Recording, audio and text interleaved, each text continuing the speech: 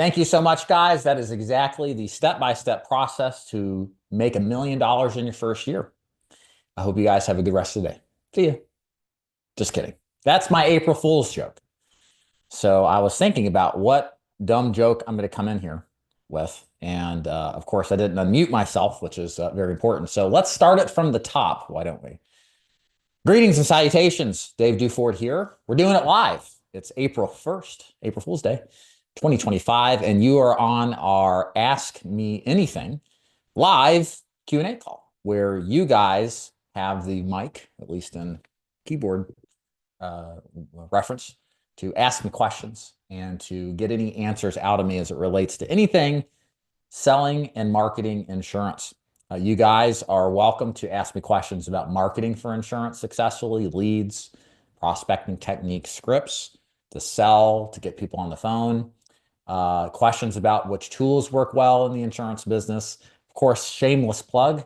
You're welcome to ask me about joining the DIG Agency. I'd be happy to tell you more about that as well. So it's a pleasure to be here. Apologize for the audio mishaps. Spiral Nemesis, Tanya, Rao, Peter, Carl, John, Clayton, Rachel, Sally, Darlene, how y'all doing? Thank you so much for being here. So again, as we get started here, if you all have any questions and you're watching live, you're welcome to throw them into the chat. And I'm more than happy to help you with anything related to selling and marketing insurance successfully.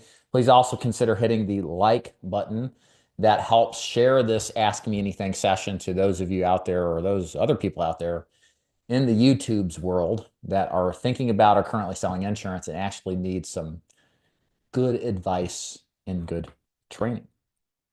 Okay, so let's start with Peter. How you doing, Peter? Thanks for being here. Good to see you again. Peter asked, David, how long does it usually take to become script proficient? So, man, it's just going to depend on the individual. If you've had prior sales success, it should be rather quick, especially if it's a B2C one-to-one type of sales scenario where there is kind of a script process to follow. If you've never done sales before, it's just going to vary, you know. If you've never done anything where you've had to perform or persuade, there's probably going to be a longer learning curve. It's hard to give you, I know you want like specific, like exactly down to the day. Maybe not, but it's hard to give specifics, I guess is what I'm saying. I'll tell you a couple of things that will help you become more proficient with your scripting. Number one, actually follow the script word for word. Yeah, it's funny. We're about to release an AI sales trainer that we have trained on our sales principles. And we're running it through beta test right now with our agents. And what we're seeing time and again, the number one thing that agents mess up, can you guess what it is? It's following the script. It's literally doing the script like they're supposed to. And so that just tells me the biggest problem right now is that, number one, to be proficient, you got to do the script. And y'all ain't even doing it. So how about you work on that to begin with? Is just follow the script. That's number one. Number two is tonality.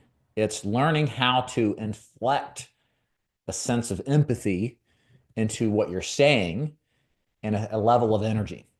What we find is you, and this is kind of the nuance, this is the finesse here, is how to sound engaging, how to sound intriguing, or how to sound interesting to the prospect you're talking to. That is something you manufacture and have to develop. And we give you examples as a DIG agency agent, but it is something that you have to constantly refine, assess as compared to others, and even self-assess by listening to your own recordings. So all of this can be accomplished soon or long, depending on your ability to be coachable, your ability to humbly look at what you're doing and what you're doing right, and certainly what you can improve, and actually taking the suggestions and applying them. This is another problem we see with agents, is that we tell them specifically what steps they need to follow, but they don't, whether it's they don't understand it or they just don't. There's all sorts of emotion and reasons why mixed into there. But the sooner you just do what you're told, if you're assuming you're learning from a credentialed, experienced agency, the faster you're probably going to be successful. It really comes down to just do it. It's a Nike motto.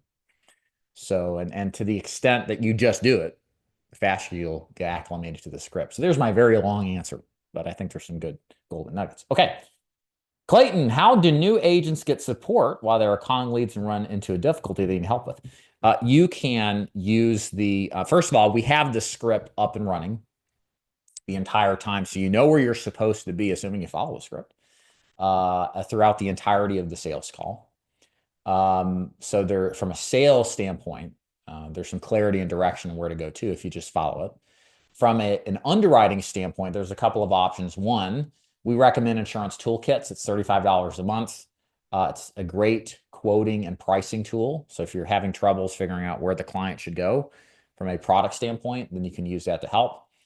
We also have a chat room where agents are actively involved with asking questions, getting feedback from our 2 sales trainers, as well as getting feedback from other agents. So there's a lot of resources with us that help the agents get up and running. And you'll probably find some, hopefully, not always, but some level of similarity in other organizations. The chat rooms can be very helpful for getting instant feedback. The one thing that we're going to do, again, it's after the fact feedback, is this AI sales assessment tool. And the concept is we're going to give you feedback on the culmination of your sales presentation and assess and scorecard it so you can see exactly what you are doing right and what you can improve on. It's pretty powerful. And we're like 99% done with it. Should be cool. Hey, Blake, is there a benefit to contracting with IMOs under an LLC as opposed to contracting just as an individual? Let me go ahead and let Sleeta in here. Just give me a second here. So no, not really. I mean, you could argue the LLC gives you a higher form of liability coverage. But beyond that, you've got to pay double licensing. You got to pay your personal licensing and your LLC licensing. And it just costs more. The vast majority of agents, just probably 99%, just get contracted as a sole proprietor, no LLC. Gerald, hey, I joined, but I still need a little time to get my last 4 states. No problem. Once I have them all, I'm curious about getting appointed with the carriers that you use. How long can that take? So, Gerald, if you are working with us, then you should be in sales training. Excuse me, guys. You should already be appointed with the carriers. It's not get licensed first, then get appointed. It's get licensed and appointed simultaneously in order for you to get up and running. But typically it takes a week or 2 to get appointed. If you're having questions or concerns about that, reach out to me. Any of the emails I send you, if you're working with me, you may not be, but if you are, then we need to help you. Email me on any emails I send you. I'll personally respond and help you out. Dawn, hey, sorry. How many free leads do we start with in ongoing? So as a agent in the free lead agency, which is everybody, that's how we start everybody at the DIG Agency. You start off with infinity leads, okay? In other words, there's not a limitation to how many leads you can work, or there's not a preset number of leads. Now, what we do in the beginning for your benefit, and frankly for ours too, so we don't blow a bunch of money on agents who don't get better, is that we limit the flow of leads that you're getting. But the agents that start with us, they get a mixture of leads that have been called on. Maybe they've only been called on a couple of times, maybe many times. There's a mixture of that. And new agents get live transfers. So these are people who are calling in off of ads. These are like really good leads. So you're going to get a mixture of that as a new agent. But one of the strategies we deploy is that we want you to get exposed with good leads. Okay. We want you to work good leads, but we want you to learn from the mistakes that you're making. Okay. So for example, I think it's every 40 to 50 calls or talking time with a prospect that you get, we end up pausing your dialer and then have you sit down, review the sales calls, the AI information, feedback that you've gotten, so that you have the opportunity to get some assessments on what you're doing right and what you can improve. Okay.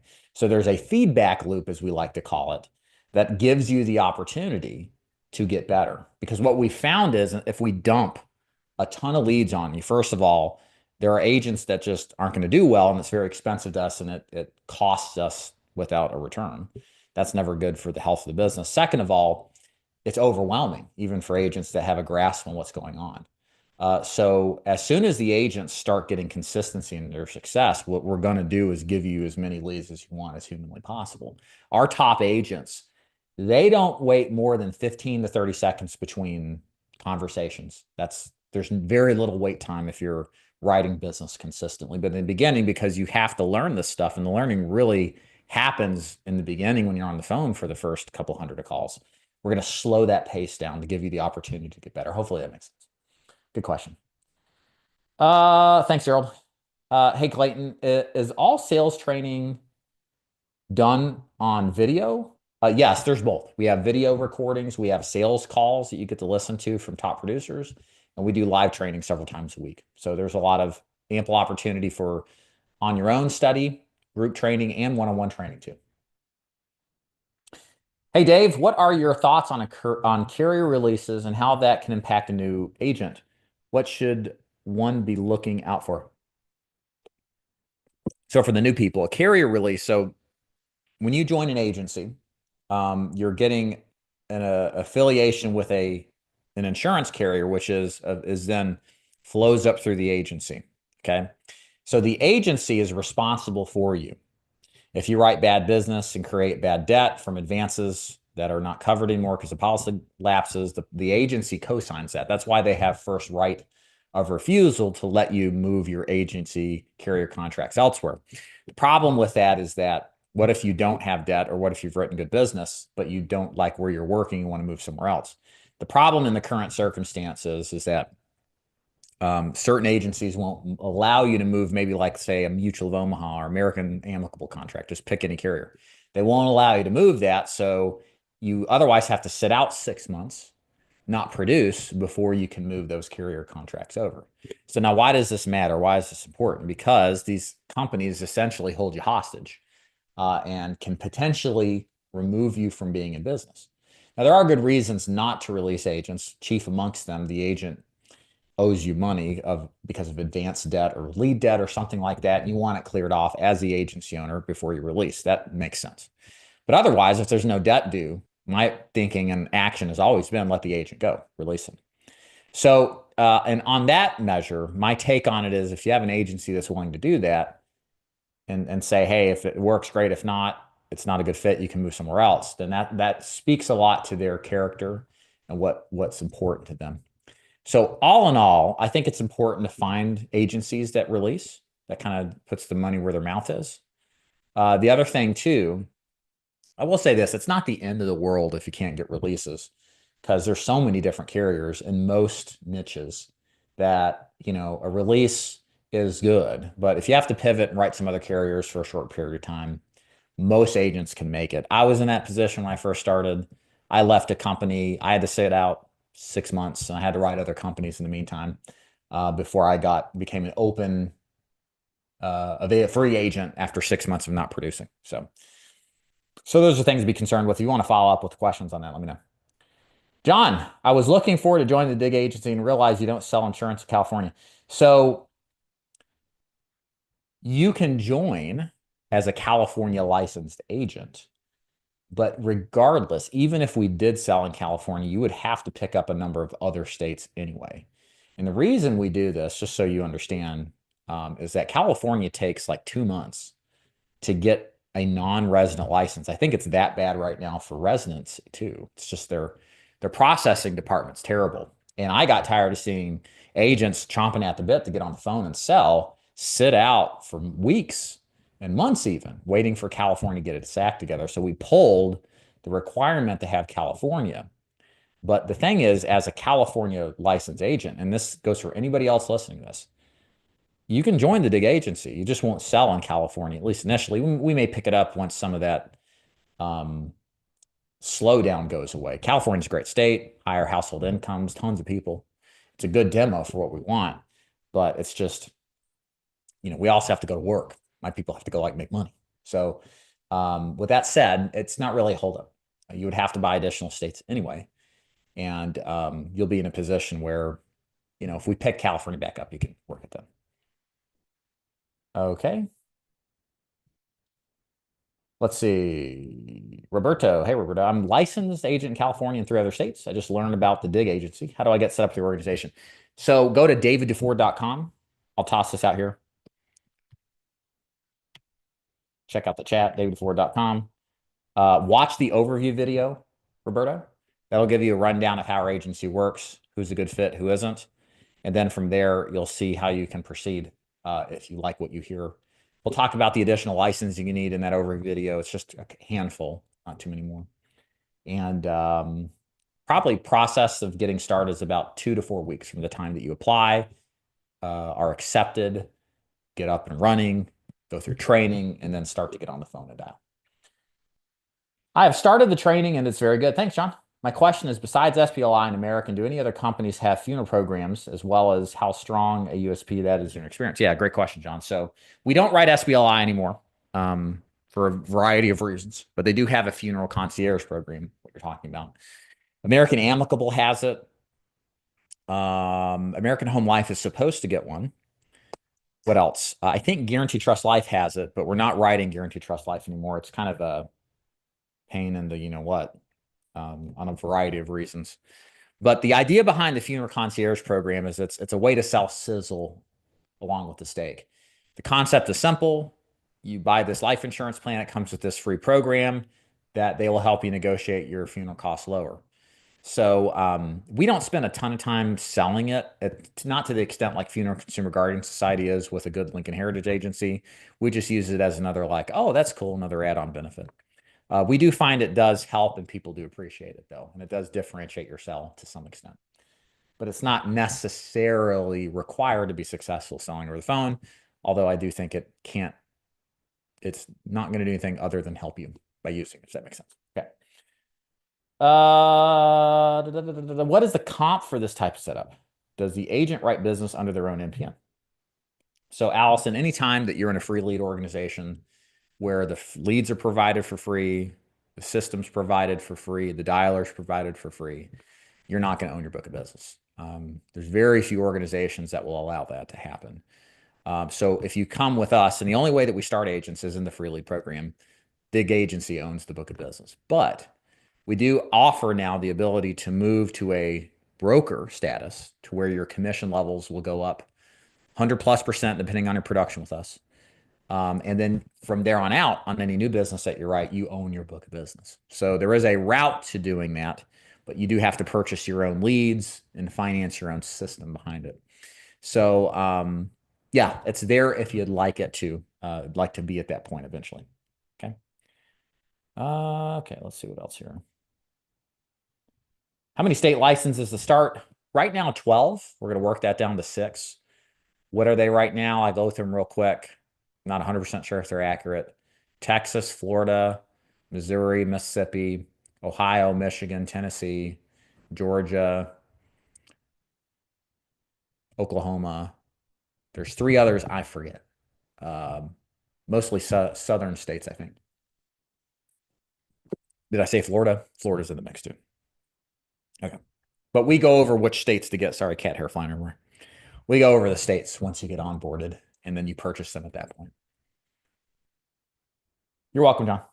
Hey, Daphne. I'm truly a starving newly licensed agent. I'm really interested in working for the agency, but the 1,000 as of right now is steep. Any alternatives, advice so that I can start with your agency? We can set it up into payments if you'd like to. If you're interested in that, any of the emails you get from me, just reply back. I'll personally respond. I'll give you kind of the breakdown. So there are payment options you can set up. We've looked at doing something like Klarna. I don't know if you're familiar with that. I haven't really decided if we're going to do that or not, but there is an option to extend that out if you need to. We'll give you some more information. I'm currently broker with DIG. I want to go on the free lead program. Hey, Scott, what do I need to do? Well, I still need to pay the $1,000. Yeah, get with me. Shoot me an email, Scott. Hope you're doing all right. We'll walk through that and kind of describe what to do. OJ. Hi, when do you get paid? Oh, as the agent. So if you're in our agency, it's twice a month on the 8th and the 22nd.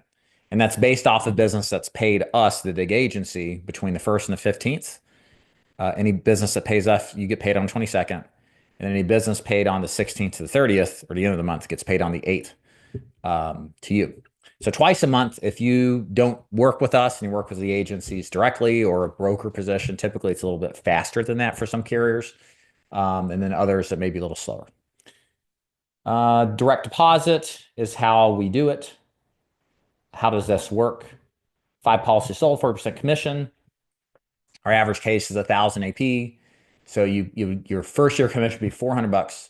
You get an advance of 75%. So you get $300. So if you wrote 5, you get paid 1,500. And then if all of that paid, let's say between the 1st and the 15th, then you would get paid that on the 22nd. Does that make sense? We'd want you to write more than 5. 5 policies in a week's good. Not really good, but it's good. But we'd want you to do more than that. Tell me about the DIG dialer. Hey, Sentry. Yeah. Okay. So DIG dialer is Convoso if you want to do a little research. So what I'm about to do here is explain to you some of the products we sell, whether or not you're part of the DIG agency. The DIG dialer is one of them. It's free if you're going to join the DIG agency. So if you're worried about paying for anything, this doesn't count for you that joined the DIG agency. But for those of you who are brokers or with another agency, the DIG dialer is the bomb. It is Convoso. Convoso is a call center quality product. You have to buy 20 seats though and spend thousands of dollars a month, like probably 4 or 5 grand, okay, a month. But with us, we can hook you up through our system so you only get an individual seat. And the reason it's so good is that Convoso, it provides you the best connectivity and connection rates to your leads that I've seen compared to any other dialer. The biggest challenge these days is getting your prospects to pick up the phone. You have the telemarketer likely flag on phones. You've seen that probably, people calling you. The spam likely. People just don't pick up the phone anymore. And so you got to listen to voicemails a lot. So the technology with the DIG dialer in conjunction with Convoso switches out phone numbers. There's AI things going on in the background. But what we saw at the DIG agency in our free lead system is that our pickup rate increased 300%.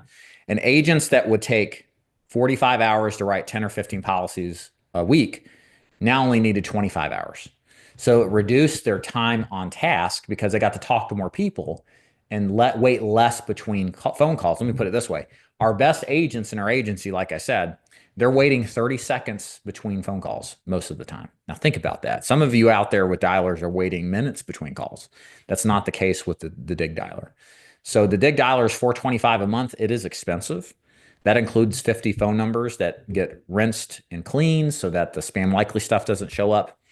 But it is absolutely worth the investment because you just talk to more of your leads. You arguably don't need to buy as many leads because of how efficient this dialer is at calling through them. So it saves you money, even though you're paying more for it. And you can cancel at any time. I would also highly recommend this if you're under 20 telemarketers or agents to use this dialer. It is just a game changer. It's one of the best decisions we made last year of many that we did that had an immediate impact on the bottom line and really the quality of life for our agents. They didn't have to work as much to get the same sales. The last thing you said was the, let's see here. I think I skipped some of these. I'll skip some of this stuff. I'll go back and do it, guys. I promise. I did. I'm sorry. Yeah, you do need an Ethernet cord connected to your computer because it's so bandwidth intensive that every time we've had somebody do Wi-Fi, it's been a disaster. But as soon as they get an Ethernet connected, it's great. Headset, you need a hardwire connection to. I wouldn't do Wi-Fi or Bluetooth. The other one is, so yeah, you can get laptops that have Ethernet. I know Dell sells them. You know, if you go around and look around closely, there are some out there that have that.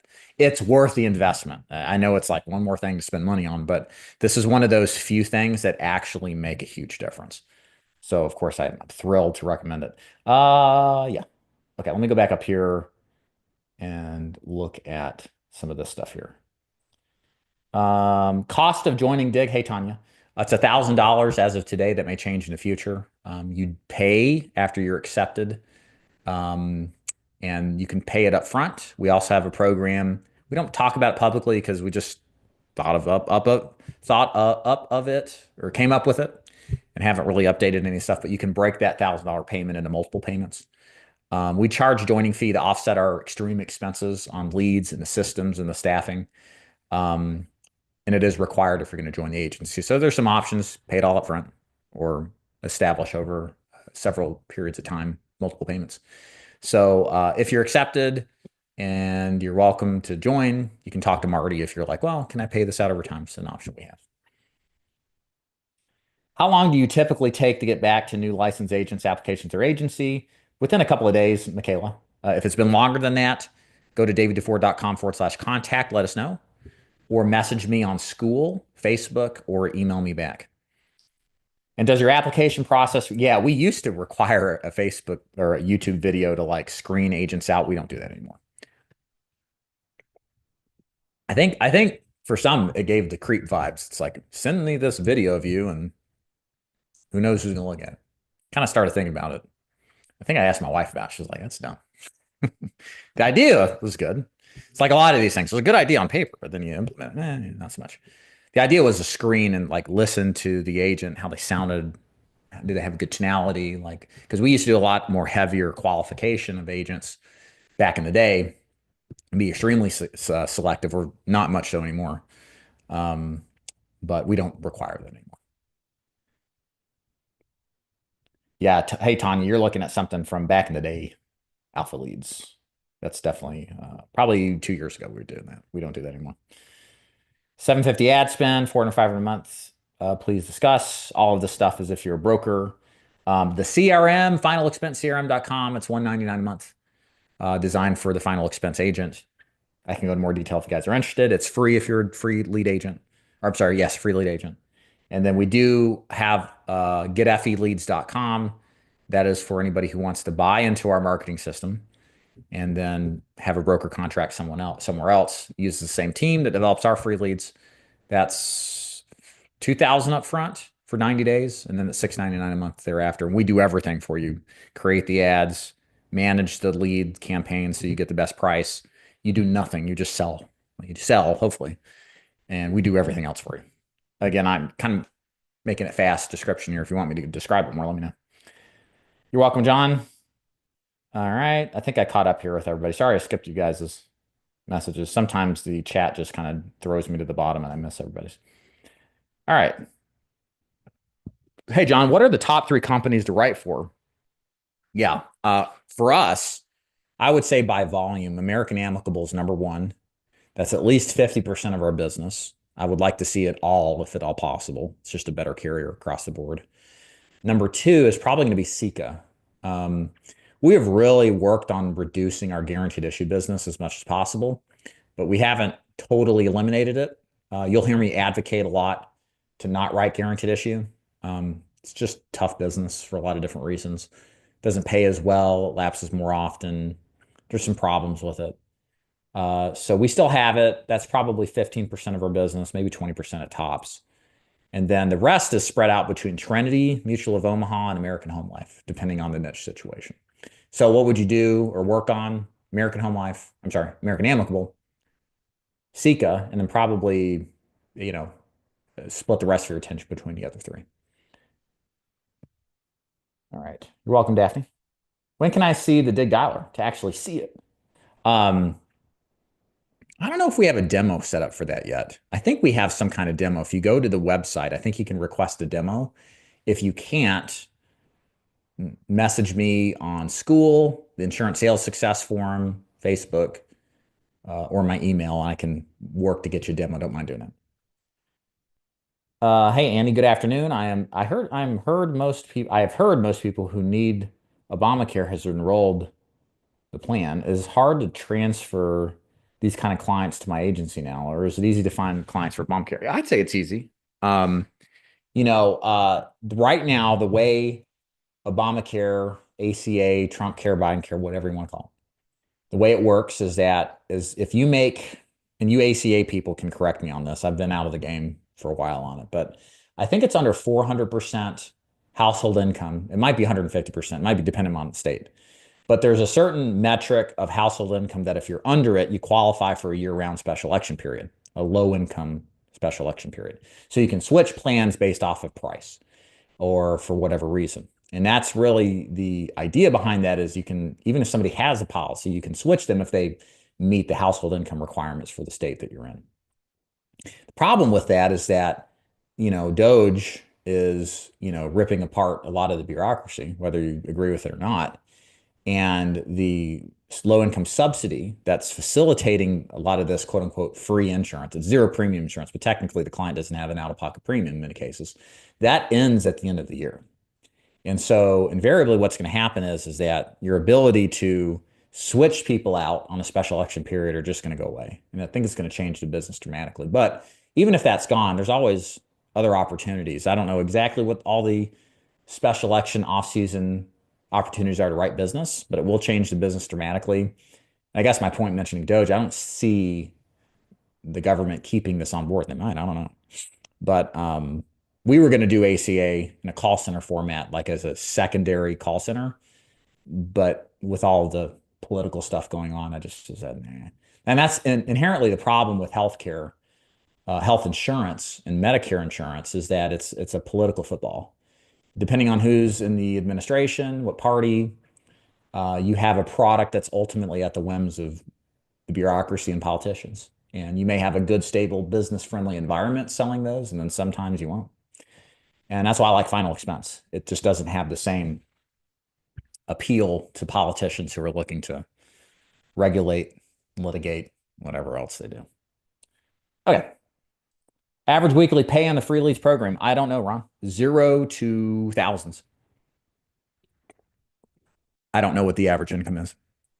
I don't like those. I know what you're trying to derive, like what can I expect? But the truth is that it really is an individual answer. Here's the thing, there's no cap on your earning. Your major product starts at 40%. We kind of gave you the math earlier. We have agents writing 10, 15 policies a week. It's very doable to do that if you're exceptionally talented, you're focused, and you put the time in. And so for the person that understands that, that's a good thing. Right? But to me, I don't want to be average. So, looking at the average income is not really the answer you're looking for, I guess is what I'm saying. But I understand why you're asking. What is the pay structure for the broker account? Yeah, we start brokers at 100% commission if they have less than 100 grand in non-guaranteed issue business with us. It goes all the way up to 130% based off of proof of production and time with us. We do not recruit brokers off the street. I'm more convinced than ever that agents need to eliminate the risk and the emotional burden of buying leads and putting out money they don't have to try to finance a business that absolutely requires more than they think. And that's really the secret benefit of the free lead program is that you don't have to worry about blowing your money on an operation where 95% of agents fail. At large, 95% of agents fail out of the business. In our agency, we carry most of the costs for you. So it's a great way to try the business out. And the good news is that if it isn't for you, you're probably gonna save a lot more money. And then if it is for you, over time, if you want to move the broker, you now have the vessel to learn the business without the financial risk, but then save your money you're making from all these sales to eventually then create a bankroll to go broker like what we're describing and have a lot of money on hand to weather the ups and the downs of the business. All right. So hope that helps. I'm new to this. Hey, Prince, I have a life insurance certificate in New York. We do, but the problem being in New York is the only issue is you can't write American Amicable, but you could write other carriers like American Home Life instead. So we can make it work. With us, it's not a problem. You'll still have to sell in other states if you work remotely over the phone. In New York, we don't sell in New York. There's not a lot of carriers up there. New York's very highly regulatory of the insurance business at large. So it's just a state most insurance companies and agencies avoid. But we can recruit you to sell in other states, but you can still be in New York as you sell over the phone in other states. If I need to clarify that, let me know. Hey, Michaela. Thanks so much, Dave. You're welcome. Thank you. Is the dollar included? Roberto, is dollar included for solo agents? If I don't know what a sole agent is, let me know. If you're joining our free lead program, which is what we require everybody here listening to do initially, that is free. So you don't have to pay for it. If you're paying for anything, it's because you've worked your way through free leads and now you want to be a broker buying your own leads. So you have to buy your own systems too. Or you don't even work with the DIG agency and you want to use our systems but not join our agency. Good deal. That sounds good, Trees. Hey, Gerardo. Hey, what's up? Have you used testosterone? Um, or better question, any pro hormones or orals or injections? We know your fitness background, bro. It's funny that you mentioned this. I won't get too detailed. I took Clomid. I think it's called, ladies, you know what I'm talking about. It's a fertility drug. And I think what it does is it either increases testosterone or it blocks the inhibitors that aromatize testosterone. So I started taking that. This is like 5 or 6 years ago. And my test was like 391, 375. It had dropped like 200 points in like 2 years or something. And I took that and my test was like 1200, but I didn't see any difference. Like with Clomid, I think it's called Clomid. It might be wrong. It's paper gains. I don't really have really good gains. And so then I started taking anastrozole or Aradex or Arimidex. Anastrozole is a estrogen blocker because when you increase testosterone, you increase estrogen, I think. I usually just stick to insurance. And beyond that, I'm an idiot. So work with me here. And so the anastrozole suppresses the estrogen intake. But I was angry. I remember screaming like terrible road rage. And then I started getting halos. Like when I would look out, like my vision, you know, like we get a migraine and you see halos. Like I would see that all the time. And I was like, oh shit, that's not good. And so I just stopped taking it. I cold turkeyed. Eventually the halos went away, thank God. And you know, now I'm back to being natural. I think the best thing you guys can do, and I'll get off this because this is quite the tangent. Train with weights, stay in good shape, cardio, eat well, like all the stuff that we've heard our entire lives that we know work, but we're always looking for the secret potion, powder, or pills. Do the fundamentals. I do jujitsu. I weight train. I've lost probably 60 pounds in like the last 3 years. I intentionally gained a bunch of weight to try to get muscle. That kind of sort of worked.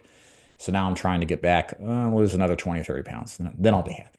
So, but training and disciplining yourself, just like anything is, I mean, from a health standpoint, it's probably the best thing you can do initially before you start resorting to drugs. But I know people through jujitsu that I know one guy, his test was 190. I mean, like 190. You know, he was tired, sad, unmotivated, and then he got on it, and it was completely life changing for him. He swore by it, like it changed everything, his mental mood, his state, etc. Um, yeah. So I think a lot of guys would probably benefit having their testosterone checked. That maybe they think they're depressed and not working hard enough, or life is tough. Look at your home runs. Might be surprised. Okay, back to insurance. Can we purchase leads from your organization? Yeah, well, so Troy, you can purchase lead management from our organization. So we don't sell leads. We sell the management behind getting you leads at wholesale costs so that you own those leads and you usually pay less. And they're also really high quality because it's the same style of leads we're using in the DIG agency. So, so we can do that. That's getfeleads.com. Let me throw that in the chat.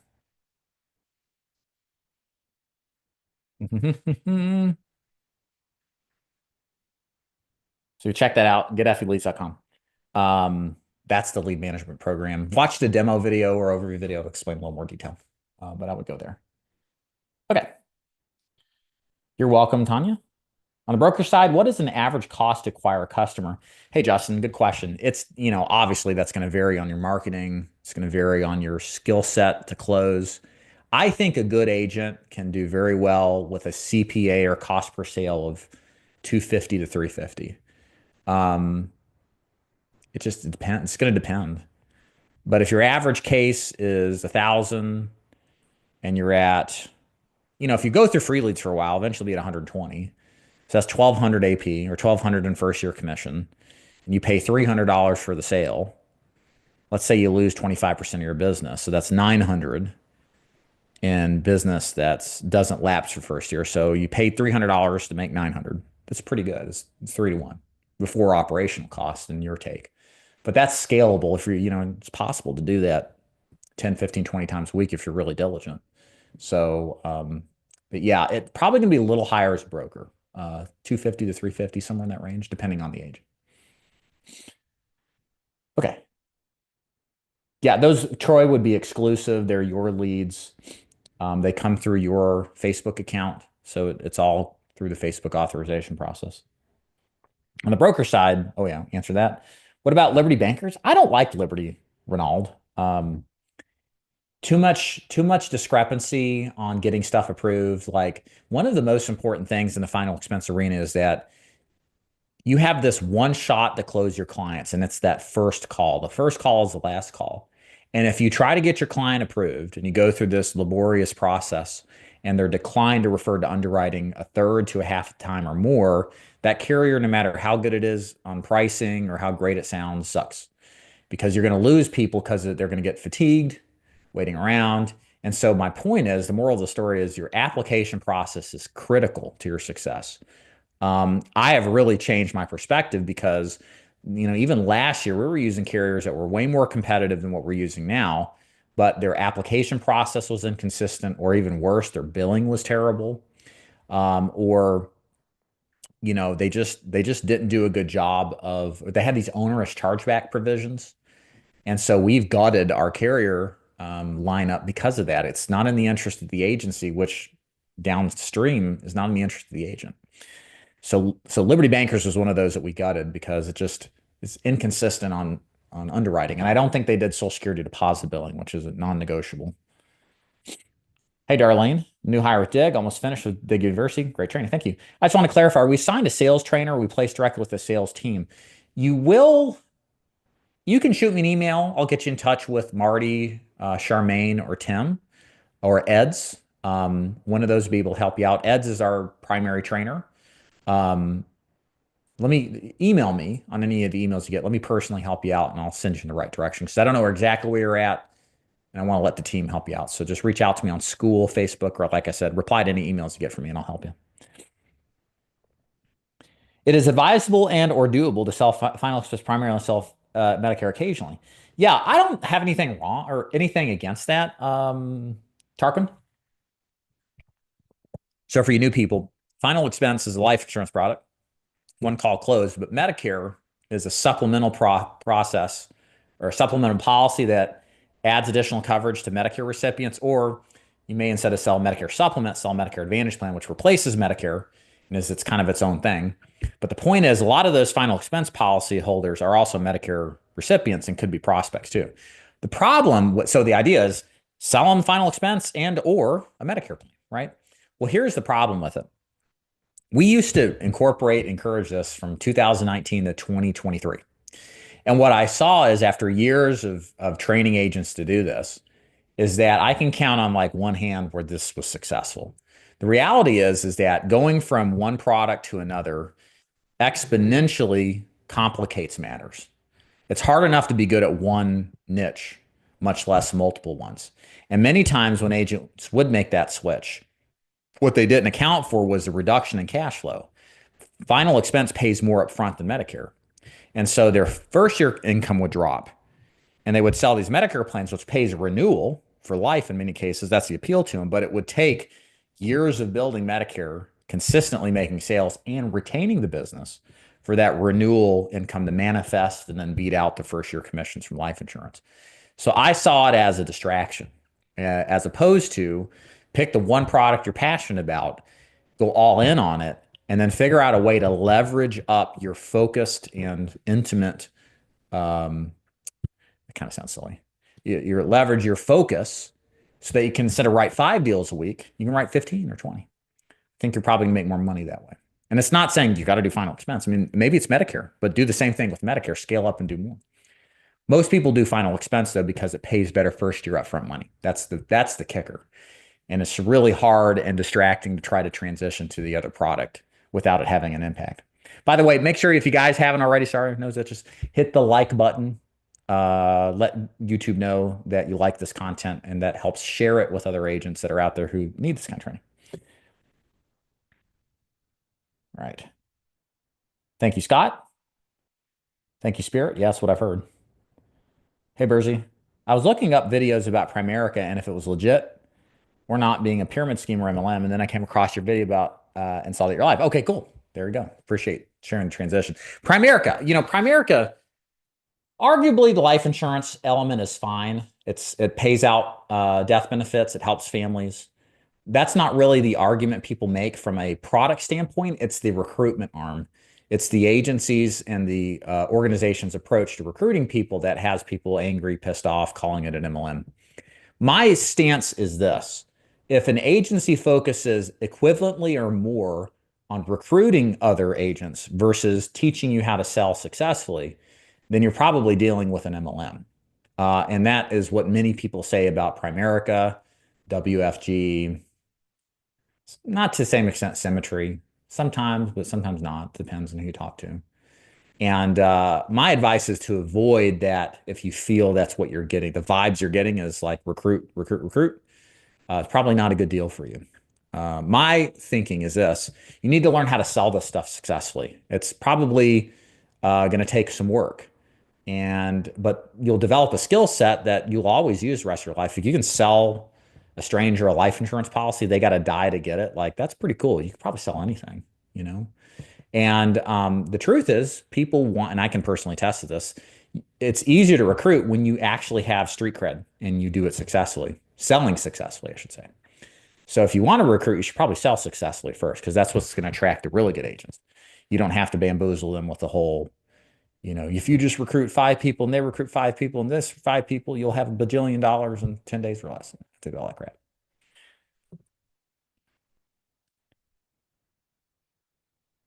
Very excited to start with the DIG Agenecy. Great. Thanks, Sparrow. Is Primerica actually a decent company to work for? I would look. Do your due diligence. Keep looking. That's what I would say. The interviewer mentioned that they will refund part of the background check that I have to pay out of pocket. They also pay for training, getting your licenses.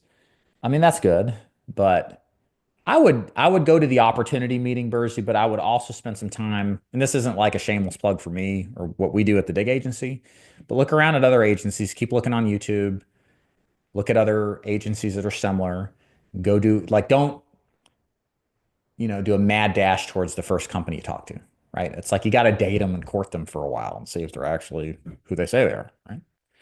So it's likewise in the insurance business. Medicare is definitely not passive income. Stephen, it's funny. I have to agree with you. Of course, on some level it is, but then on many levels it's not, right? And I think that's been my evolution or realization. Part of that problem, this is just me speaking, Stephen, from my observations. I think part of the issue has been the big majority of agents have gone after DSNP. And that's people who are dual eligible, Medicaid, low income. And it's a hot and heavy market with a bunch of competition, and people are constantly flipping plans around. And if you're not there in their face to retain the business, you don't get to experience the fruits of, the renewals. But then part of renewal is passive income, or is the passivity of it. You don't have to work to get it. But then if I have to work to get it, what am I doing?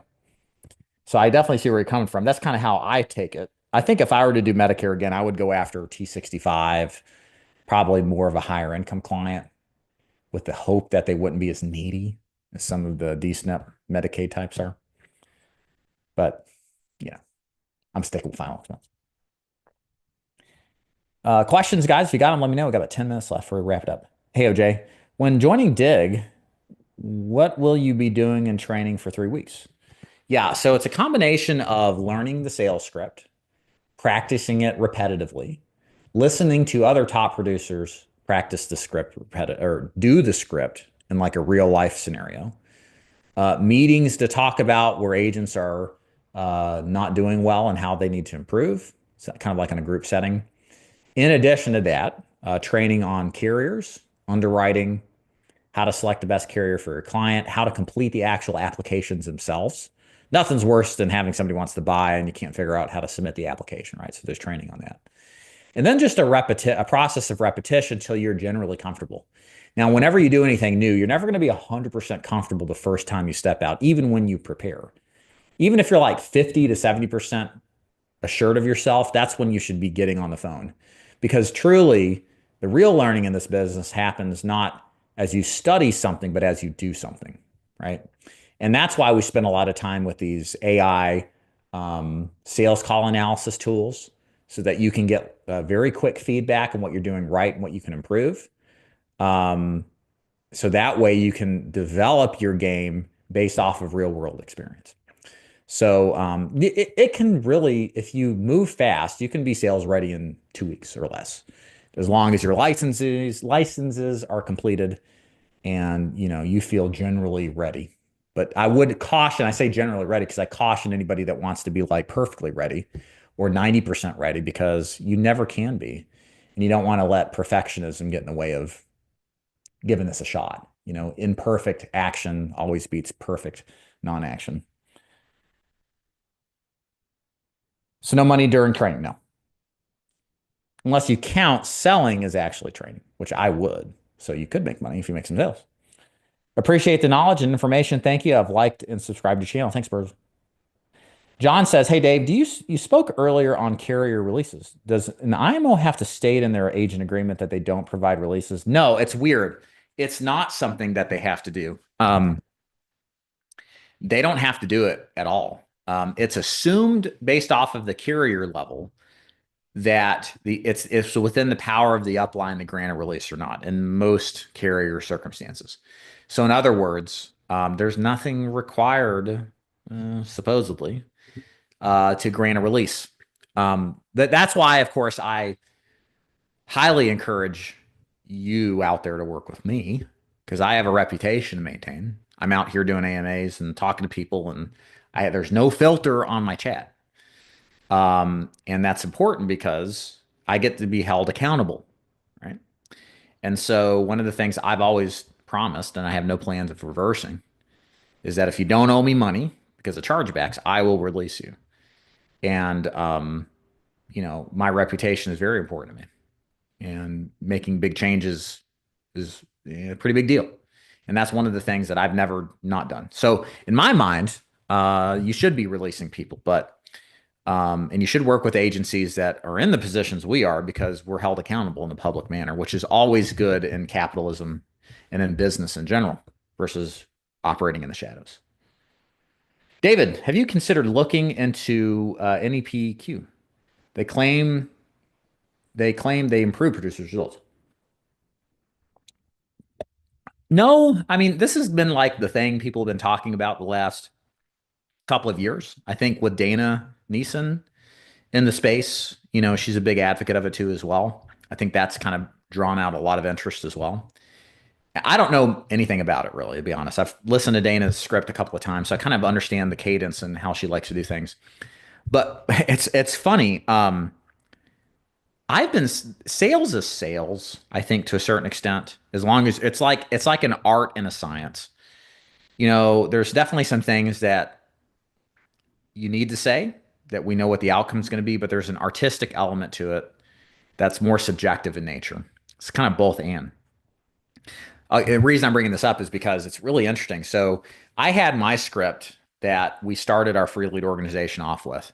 It took about 20 to 25 minutes to get to the close, closer to 25 minutes, because there's a lot of value added in there and a lot of conversation, a lot of teaching, et cetera. And this is the stuff I valued as an agent, and it worked for me. Well, Tim, our sales manager, now our COO, came to me and said, "Dave, we got to cut this thing down. There's too much words." I was like, "You want to mess with my script? Like, what are you, crazy?" And Tim's done a great job. So I was like, I trust him. So I was like, "Yeah, let's see what happens." So he cut it down like in half. And agents regularly get to the close in 10 to 15 minutes. Okay. And what we found is the conversion on a script that went 25 to 30 minutes for us was exactly the same as one that took 10 to 15 minutes. And conversion meaning a verbal confirmation they're going to buy. Okay. So in other words, if I'm getting to the close faster and the conversion is no different, why would I not want to do that? And this isn't NEPQ. This isn't some sort of program. This is basically the outcome of years of selling and doing remote sales and kind of coming to this conclusion and outcome of ourselves, right? So I don't know why I've said that, but it's interesting because a program is what you start with, but ultimately your market's going to be different to some extent, and you got to adapt it to it. And if anything is important, I want my people closing and quoting more. Quoting meaning get to the close and asking for the business quicker and faster, all else equal, right? So we've engineered that, and that's been really good. Hey Dave. Hey Kyle. I'm almost through the onboarding process. Great question. If I have a low credit score and recent collections, will this prevent me from officially joining? No. If there's a problem, then you just let the onboarding team know. They'll let me know, and then I'll advocate for you. But usually, it's never a problem. I very rarely. I'm trying to think the last time it was a problem, and it's almost never hear about it. Hey Dave. MLMs won't release you. A lot of the time, correct. David's company's agency you want to work with. Check in the mail, Dave. Thank you.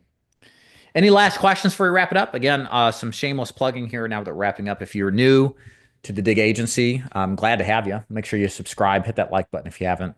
If you want to learn more about our agency, our specialty is what's called final expense life insurance. That's burial insurance, predominantly sold to people 50 and older. I love this business because we're selling to people 9 out of 10 times who are disabled and getting a check or retired and getting a check. There's less ups and downs and undulations economically affecting this market because Social Security has never missed a payment and it doesn't have the same economic risks that other industries have. So there's a lot more stability in the business, especially with all that's going on. I don't see Social Security going away because all those people would vote against Trump or whoever's next and then get the Democrats in. So they don't want that. So for me personally, that's why I love final expense because it's immune to a higher degree to the economic fluctuations. And you also have socioeconomically 10 to 11,000 people turning 65 every single day for the next 15 to 20 years. And that's important because the percentage of the population that is older in retirement, thinking about dying and preparing for it is increasing from 11% to 17% of the population over the next 20 or so years. And that means more prospects that you can sell to and serve to. And a lot more people are ending up in retirement with less money than they anticipated, which is where one of these final expense life insurance policies come in handy.